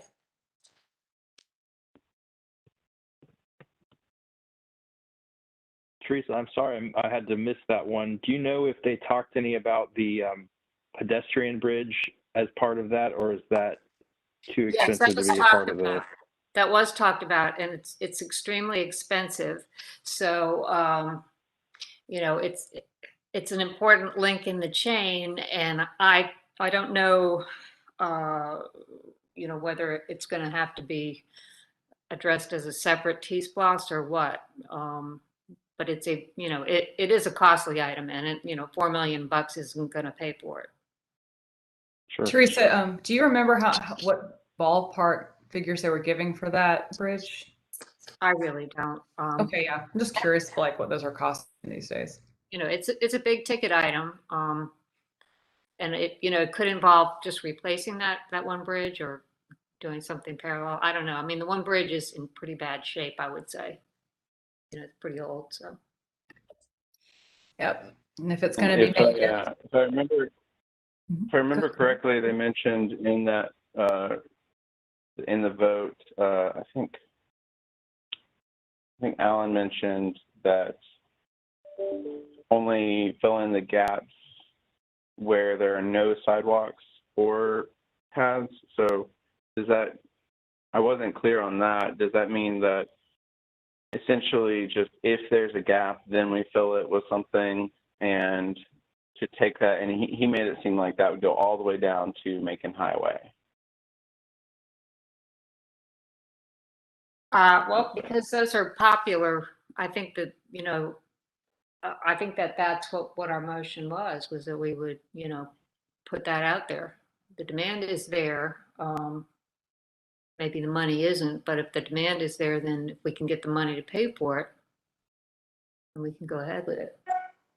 But yeah, I mean, filling the sidewalk gaps would be a priority. But I think that if you look at the segment of Timothy from Epps Bridge to Macon Highway, you know, there's fragmented sidewalk along there. And if there's a demand for multi-use path, then, you know, it might involve ripping up the sidewalk and replacing it. You know, and I don't think we're far enough along in our thought process to know where we're headed with that. But I think what we want to do is get started, and the money we have available can do that, can get us started, so we know, then we'll have a more complete picture of what funding we're going to need to complete everything.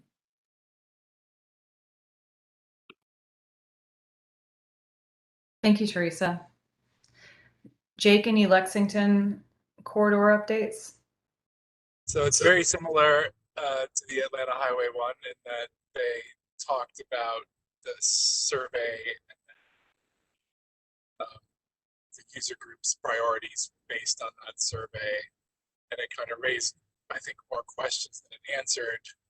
One of the big ones was to what extent are we considering how much these projects cost when thinking about what to recommend. But like the Atlanta Highway one, it was the bike and ped projects were the most popular. Big thumbs down on the airport sign, but also, you know, yeah, we kind of a lot of struggling with process, I think, which is all part of the process. I don't know if Daniel, I can't remember who was there. I think Daniel and Stephen were both there. Maybe you, it's better than I. Yeah, I think mostly I think they were interested in hearing from staff about what recommendations various staff have. So that's where I kind of that's what I kind of took away from it. And but you know, a lot of the pedestrian projects were up there on the list, but nothing was voted on in that one. They were also a little bit more hesitant to give up the low priority projects. You know, that I think they were happy to put together, like, you know, a smaller group of high priority projects, but they wanted to offer alternative suggestions to the mayor and commission for some of those low priority ones. So for instance, the Satterfield Park multi-use path didn't get a lot of traction. But they said, well, what if we put to them, you know, maybe that can change your mind if we didn't pave it, but it was an unpaved path instead, and it reduced the cost a lot. So they wanted to put together some alternative proposals that would be less cost prohibitive, I guess, for some of those. So that's, it may take a bit longer for Lexington.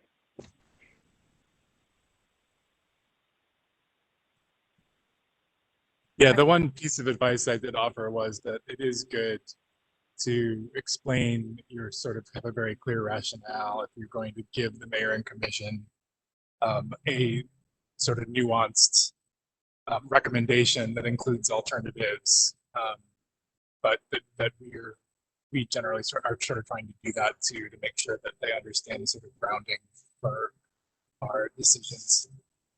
Sorry, it's very loud out here. I thought it'd be louder inside.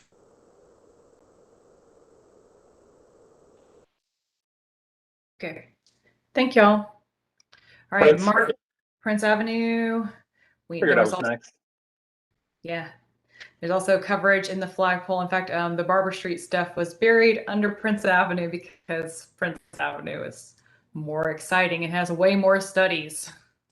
Well, Prince Avenue has been on the radar for 20 years for improvement. So there are people do care about it, and people are kind of fed up that nothing has happened for that long. So I think that's part of it.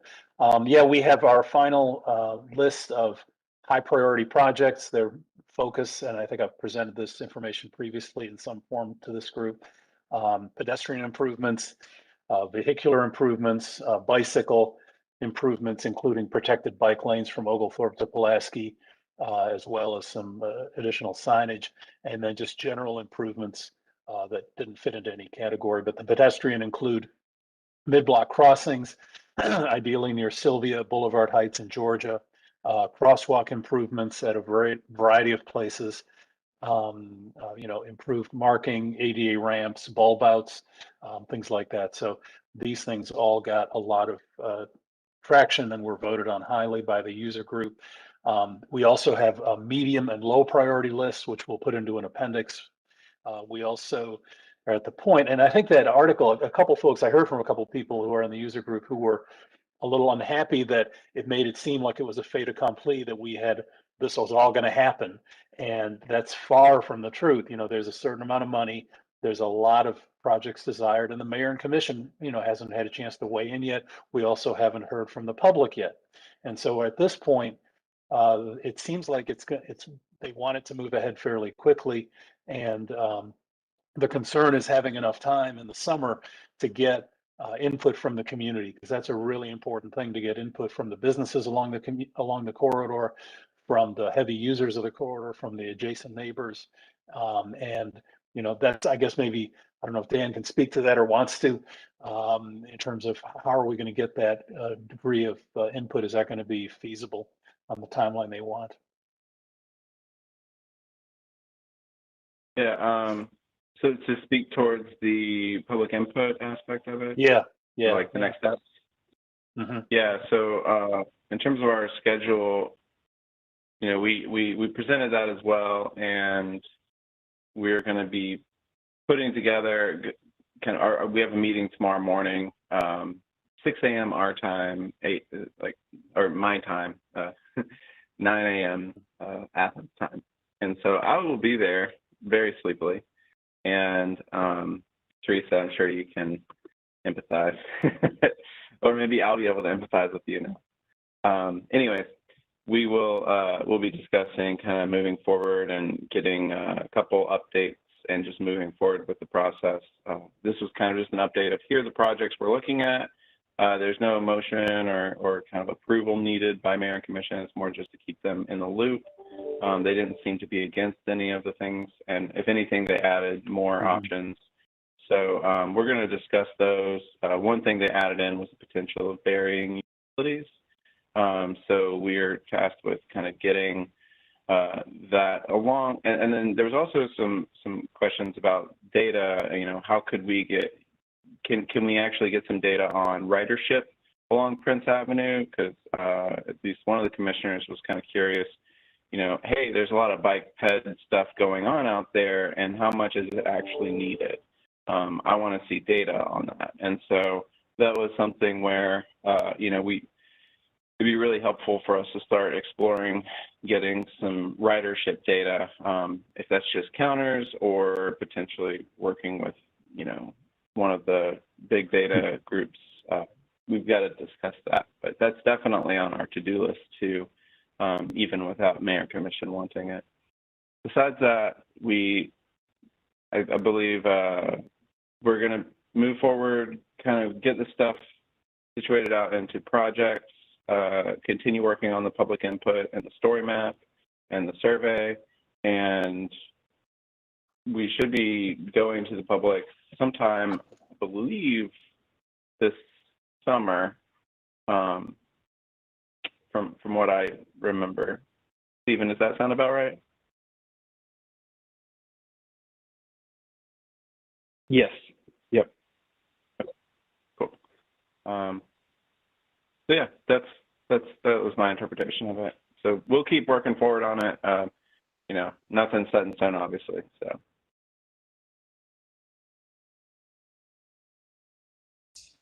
Awesome. So excited to be moving forward with Prince Avenue. I know some commissioners I was talking with Commissioner Denson, and he was pretty sure like we're gonna have bike lanes on Prince Avenue. I'm like, are we? Yeah. So that will be wonderful. Long time coming. All right, so Jake, Teresa, and Mark, thank you for the extra time you spend on those corridor committees. I know that's a lot more hours outside of these meetings, so appreciate you guys, and thanks for your report backs. I know we're a little bit over time. I think we'll be able to get through this last part pretty quickly. For our regular committees, I don't think I have any updates from UGA. You've heard all the updates from policy, what we're doing with what we're considering for T-SPLOS projects. One thing I forgot to put on here, Daniel, Stephen, anything else on Complete Streets policy updates for this group? Okay, nothing new. So. Not for me. All right. Teresa, anything else from education and communications? Yeah, just real briefly, the Complete Streets Committee is going to be meeting in person on July 6th at, I think it's at 2. The Open Streets Committee? Yeah, I'm sorry. Did I say Complete Streets? I meant Open Streets. Gotcha. Get all these different streets mixed up. Yeah. July 6th. Where is it? Yeah, Open Streets Planning meeting is going to be at 2 p.m. It will have a WebEx link as well, but the idea is to have people seeing people, which is kind of a novel concept. Where are y'all meeting? What day was that? I don't know if I have an exact location, but oh, Pound Street. Shift this meeting to Pound Street. If y'all know where that is. And Daniel was wondering what day was it? Oh, July 6th at 2 p.m. Nice. It's awesome y'all are going to meet in person. Yeah, looking forward to it. All right, grants and data. I know that you guys worked hard to get in the our RFB Blinky Flashy grant for Little Oak Street. That was due late May. When do we hear something back? I have no idea. We just submitted it. I didn't even really get a confirmation that I can recall. Maybe, but in any case, I don't know. I can check. I can see what their website says about when they're going to make a decision. I hadn't really paid attention to that. Thanks everybody though for your help in getting it in. All the folks who contributed to the document, provided data, you know, on both staff and Athens in Motion. Thank you for your help. Yeah, I really appreciate you guys working on that. I want you to know that I referred to Blinky Flashies as an official term to Commissioner Parker, and she much preferred it over the RRFB designation. So Blinky Flashies. from here on out. All right, and finally, all right. Aaron and I haven't had another T-Splosh meeting since the last time we met, so no updates there. We're not having one this month either, apparently. So. Oh, okay. Yeah, I couldn't remember. Jake, any updates from the Greenway Commission? Sort of. Yeah, just one thing. The Friends of the Greenway are resurrecting themselves, and we're going to have a party at Terrapin on July 16th from 5 to 8. You're all invited, of course. And the purpose of it is to, to do sort of general, get people interested in the Greenway and make them realize that we exist. And then also to recruit new board members, because we're going to have some board turnover just based on, sort of attrition of COVID. So if anyone would be interested, please direct them. You can direct them to me or direct them to the party. Terrapin, July 16th, Saturday, 5 to 8. 5 to 8. Okay. So if anyone feels nervous about showing up there by themselves and being recruited, just bring a couple friends with you.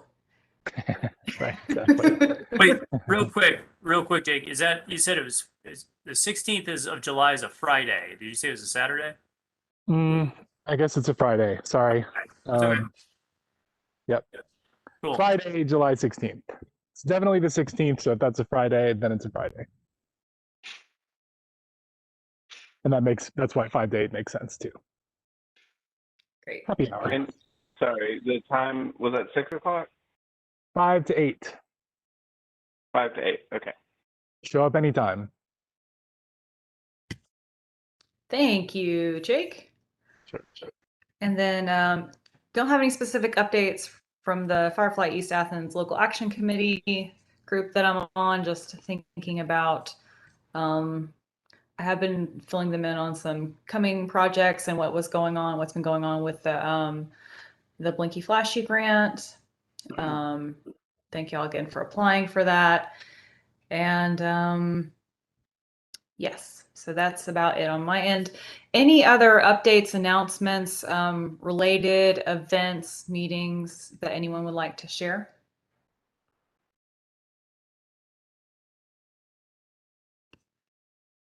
All right, there being none, let's see. Our next meeting is going to be July 27th. Put that down. Yep. July 7th. Of course, not really our next meeting because we have our Barber Street meeting before then. Yeah, I'm gonna have to miss the July 27th one. I'll be out of town. Got you. No problem there. I'll make a note of that. Thanks. And I will be in the woods of Montana, so no cell service, no reception, nothing. Okay, Sounds that's an great. excuse to accept. Yes. I can't even do what Daniel's doing. All right. Well, that's all I've got. I'm sorry that we're over. I appreciate y'all's patience. Yeah, trying to keep it under 2 hours. At least we're not having the 5-hour, 6-hour meetings that our mayor and commission has been having. Could always be a lot longer. They have a lot to go over, of course. So with that, I will entertain a motion to adjourn. So moved. Thank you, Teresa. In a second. I'll second that. And all right, all those in favor, aye. Aye. Any opposed, you can hang on this call. All right, bye, everybody. Bye, y'all.